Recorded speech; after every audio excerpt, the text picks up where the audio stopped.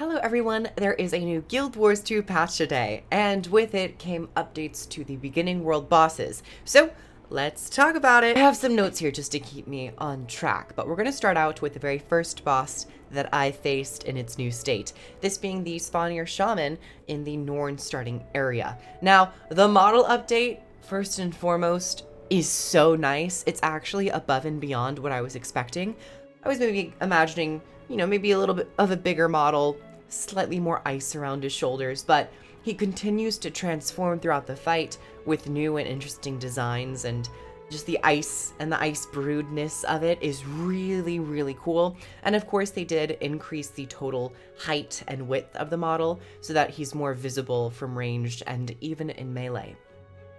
The movement to his attacks now create a much more dynamic battlefield. He will charge up an attack and start spinning in a direction. I like that attack a lot. It creates movement, it creates momentum, and it keeps people on their toes. So big win for that attack. They also increased the threat of the AoEs. So from my experience, what it felt like is early on in the fight, the ice storm areas and the dropping ice shards are a little bit smaller and not as many. And it felt like as the fight went on, the areas of the attacks started to increase and they were longer lasting and there were more ice shards dropping, which creates a nice momentum to the fight. As you get the boss lower health, they kind of start going in a berserk mode where they get empowered and start doing more stuff, which I always love to see. And I don't know if that is true, but for my very first impression, that's what it felt like. Next, on to the Fire Elemental in the Asura starting zone. They didn't really do too many things to this fight from what I saw, but honestly, I don't mind it too much because I like having a boss that's maybe a little bit more digestible, especially it being in a starter map. It doesn't have to have too many mechanics to it. But what they did add is some excess fire rain. Fire rains from the sky. It's a fire elemental. There's a lot of fire, one might have guessed, surprisingly. And it creates pools of fire, and if you stand in them, you take damage, and you are applied burning. So it's more so a fight where you want to be more conscious of where you're standing to make sure that you're not taking burning damage. They've also updated most of these bosses, especially the fire elemental, the jungle worm, and Shadow Behemoth, with a more clear idea of where their targeting is and their overall radius with a circle to them, which for the fire elemental is very helpful. In addition to these two changes, they have meteors that come down and create shockwaves. I think this is the first time where we have a shockwave mechanic in a starting map and in a very early map.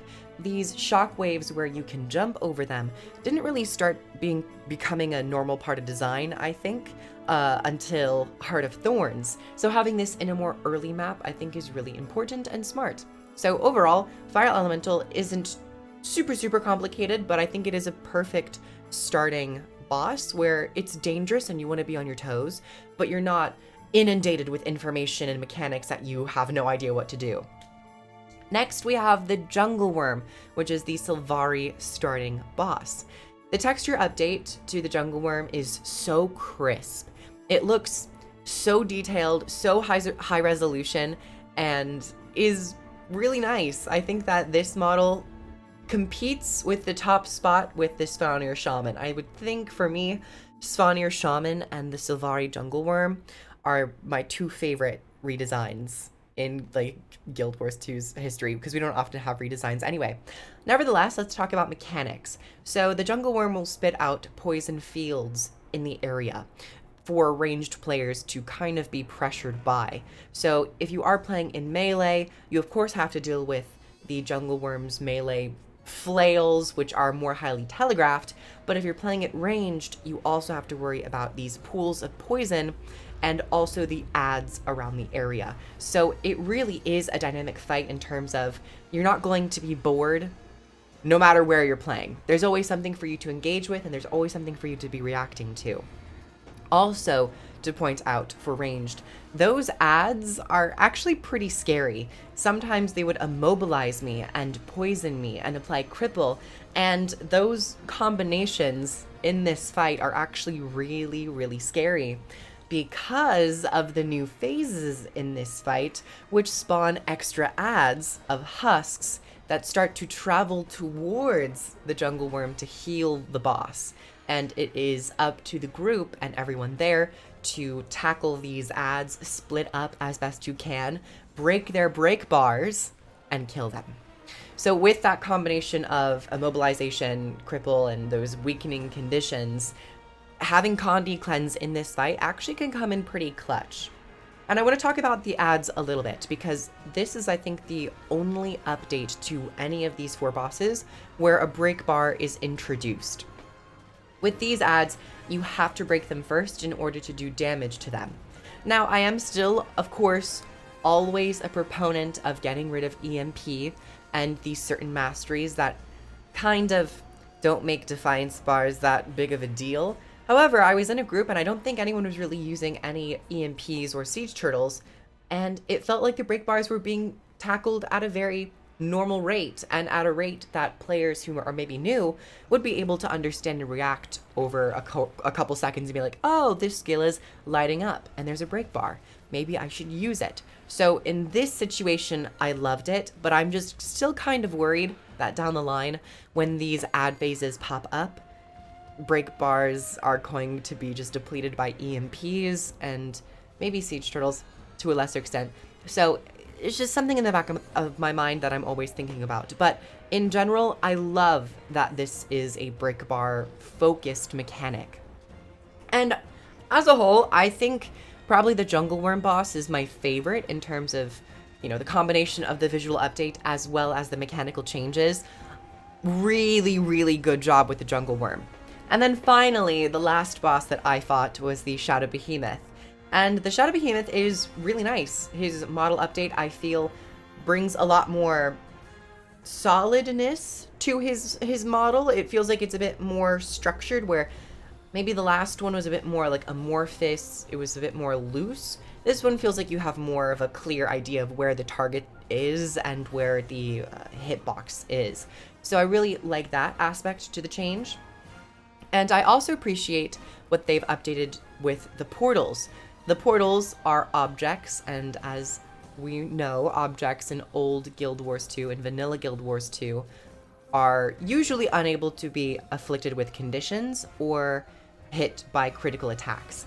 They've updated these. They can now be applied with conditions, so condition damage builds can help break them and destroy them. So big update. I always love to see those little changes, because it's just so nice playing a conditioned character and not feeling useless. And the consistency of the portals themselves throughout the fight incentivize people to keep moving around the boss and destroying those portals. I don't really think that many ads pop out of the portals, so maybe that could have been a little bit of thing, but it's just more so a mechanic that you have to engage with to make the boss vulnerable. And now the ground attacks from the Shadow Behemoth, they apply slow, which I don't believe they used to. And that's just a personal favorite of mine. I like when the game applies these conditions that slow a target or remove a boon, engage with these more particular areas of combat that newer players might not necessarily click with immediately, because it is very specific to Guild Wars 2. So as a whole patch for these beginner bosses, I think that this is a really strong showing. Now, this just makes me want more changes to the core bosses. I know Tequaddle has been changed in the past, but then I think they nerfed him a little bit. I wouldn't mind seeing his health up to just a tad, or maybe his mechanics, especially with like the defending the turrets, to be a little bit more dangerous. And the same thing with the Shatterer. The Shatterer was updated, and I think it's a pretty good boss fight, but people still found a way to stack in one location.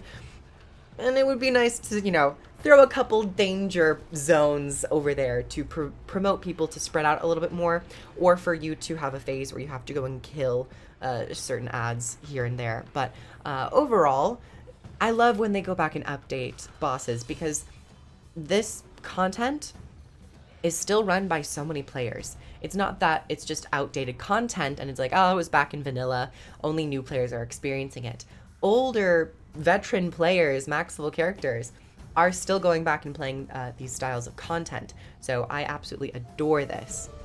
Now I want to talk about a little bit about what I would have maybe liked to have seen. A couple maybe weak points for the bosses, and really only two bosses I want to talk about.